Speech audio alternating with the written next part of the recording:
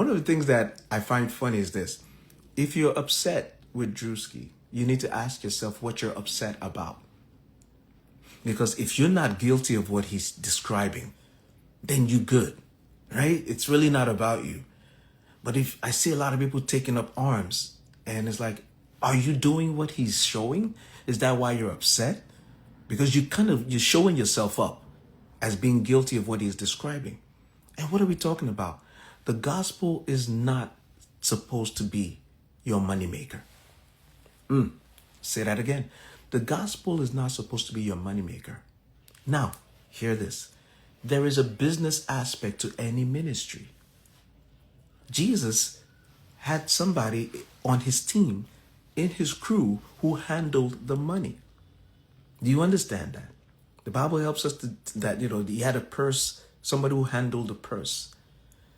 It was that same person that said to him when Mary Magdalene was washing his feet with the oil. Remember that story?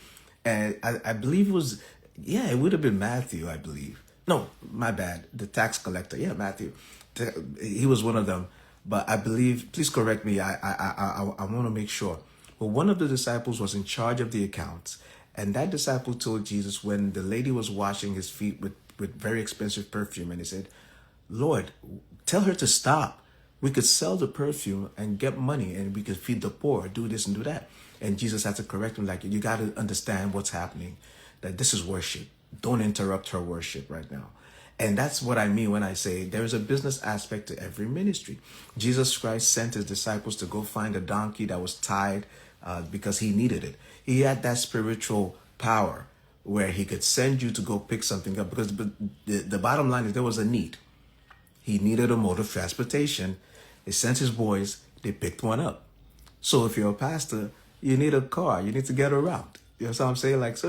And the Bible also tells us, sow to them materially, who sow to you spiritually. That's in the Bible. What that means is if somebody's a minister in your life, if God is using somebody to be a spiritual blessing to you, then you should be a material blessing to them. What am I trying to paint a picture of? All these relationships are biblical. Being able to get some money and to run your ministry, you got to keep the lights on, pay for the building for the church. We understand those things. Those are really, really important things. In the Bible says that when the church was coming together, they had all things in common. That means they would sit together, eat together. Well, guess what? What they're eating together is what people have brought in.